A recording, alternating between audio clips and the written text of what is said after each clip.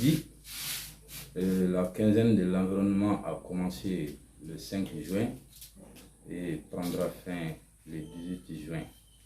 Donc, dans ce cadre, la quinzaine consiste à faire les émissions, les conférences, débats en vue d'amener les populations à un changement de comportement face à l'environnement.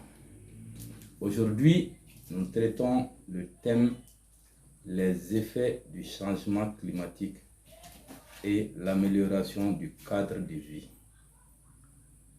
Les effets du changement climatique sur l'environnement.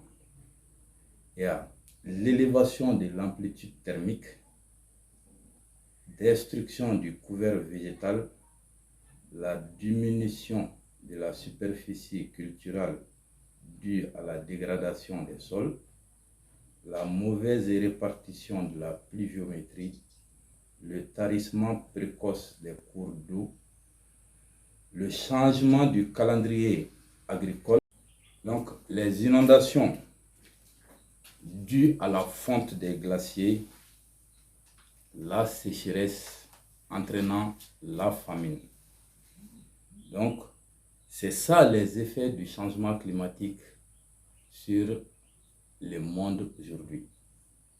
Maintenant, les causes de ce changement climatique, ces causes, il y a la pression sur les ressources forestières et les actions anthropiques. Ça, c'est l'action des hommes sur les ressources. Donc, dans ce cadre, il y a l'exploitation abusive du bois. Cela est dû à la poussée démographique qui a entraîné une forte demande de bois d'énergie qui constitue la première source d'énergie domestique chez nous. Il y a la déforestation causée par l'agriculture. On voit aujourd'hui, avec les changements climatiques, il y a l'agriculture itinérante. Ça veut dire, quelque part, cette année, mon champ là n'a pas donné, l'année prochaine, je vais défricher une nouvelle parcelle. Donc, il y a cette cause qui est due à l'agriculture. Il y a aussi le surpâturage. Aujourd'hui, tu vas voir que les gens font l'élevage de prestige. J'ai 1000 têtes, j'ai 2000 têtes. Où est-ce qu'il faut les amener pâturer? Et c'est là-bas où il y a une surpopulation qui va piétiner les jeunes pousses. Et ce piétinement aussi peut amener le sol à être vraiment tout à fait dallé. Donc le surpâturage aussi fait partie des causes. Il y a la réalisation des infrastructures comme les grands ouvrages, les travaux routiers, la construction des grands barrages. Il y a les activités minières qui aujourd'hui constituent un grand problème. Cela agit de façon néfaste sur notre environnement. Il y a l'urbanisation. Quand on va dans les grands centres, on va voir que les lotissements, les réhabilitations se font aujourd'hui dans la zone périurbaine et les propriétaires de ces lots sont obligés de couper des arbres pour qu'ils puissent implanter leur plan de construction. Donc, à cela s'ajoutent aussi les facteurs naturels. Il y a certains facteurs naturels qui ont influé aussi le changement climatique, à savoir la saison sèche trop prolongée, entraînant l'assèchement des jeunes plants. Il y a aussi la brûlure du sol causant la destruction de la texture et de la structure du sol. Il y a l'affaiblissement de la couche d'ozone. La couche d'ozone est une couche suspendue entre les radiations solaires et la Terre. Donc cette couche c'est les gaz à effet de serre qui constituent les grands dangers pour cette couche. Parce que cette couche, c'est l'amortisseur, comme les gens le disent. C'est une grande natte qui nous protège contre les radiations solaires. Il y a la violence des vents. Vous constatez aujourd'hui que les vents sont trop violents quand la pluie veut s'installer. À l'annonce de la pluie, on est toujours confronté à ces grands vents qui soufflent. Il y a les maladies cutanées et pulmonaires. Donc, le phénomène finit par donner des maladies de la peau, des maladies pulmonaires, les toux chroniques, ainsi de suite. Maintenant, les solutions ou les mesures d'adaptation proposées aux effets du changement climatique. Il s'agit par là de promouvoir les reboisements, la protection des forêts et la restauration des sols dégradés.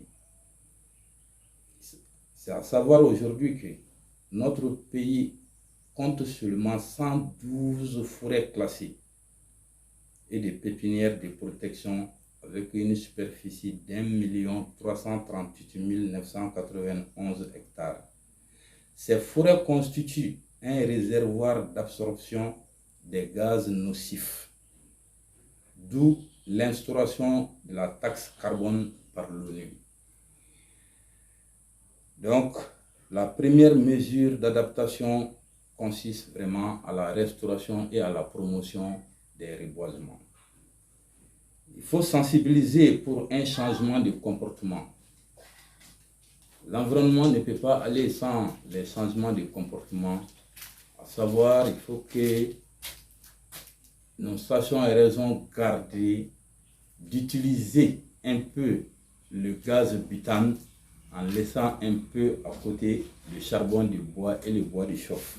Donc, il faut ce changement de comportement. Introduire dans l'agriculture les variétés de semences pouvant résister à la sécheresse et d'autres variétés hâtives. Donc ça, c'est un palliatif aussi, sachant que le calendrier agricole est déjà dérangé. Personne ne sait exactement l'hivernage commence tel mois, prend fin tel mois. La meilleure des choses, c'est introduire des variétés qui peuvent résister à la sécheresse et des variétés qui peuvent être plus rapides, 45 jours au lieu de 3 mois.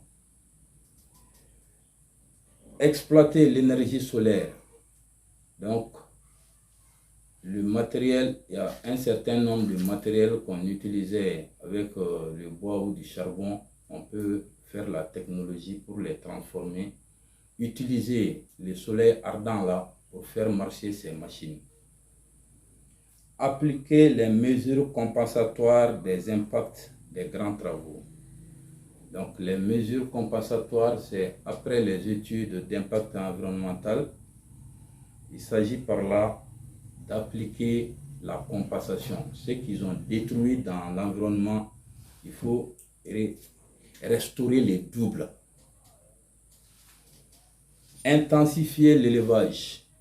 Il s'agit par là de rendre l'élevage plus rentable avec un nombre restreint de têtes et pouvoir les caser de telle sorte qu'ils ne soient pas en transhumance à tout moment. Promouvoir la lutte anti-érosive et enfin rationaliser les superficies culturelles. Donc de ce fait, au lieu que l'agriculture soit itinérante, il faut essayer de rationaliser les superficies culturelles.